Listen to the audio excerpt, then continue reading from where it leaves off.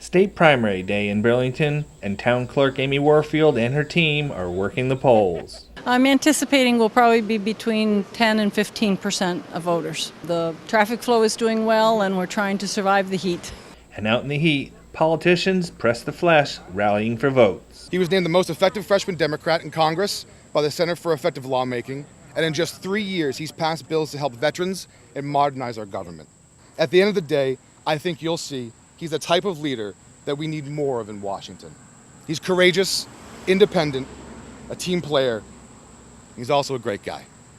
I'm proud to give you Seth Moulton. All of America, indeed much of the world, learned in November of 2016. It's that elections have consequences. Elections matter, and we need to take a stake in our democracy. The good news is that a lot of people did realize that and are taking a stake and are making these midterms count.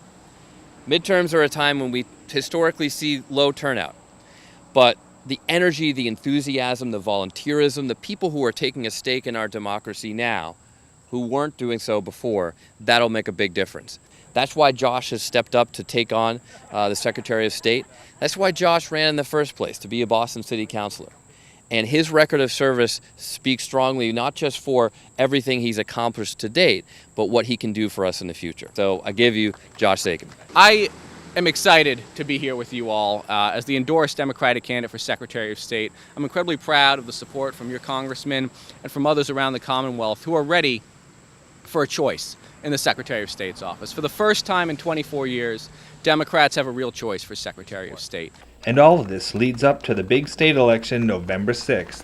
Primary ballot, there are no questions. That'll be a big thing in November, that there will be a number of questions on the ballot. And then the other thing in November is we will have early voting again. So from October 22nd until that last week of October into November 2nd, we will have early voting up at the town hall upstairs, so people can come in and avoid the crowds then and early vote, and then those ballots will be processed on the day of the election as well. From Burlington High School, I'm BNEWS reporter Tad Stefanak.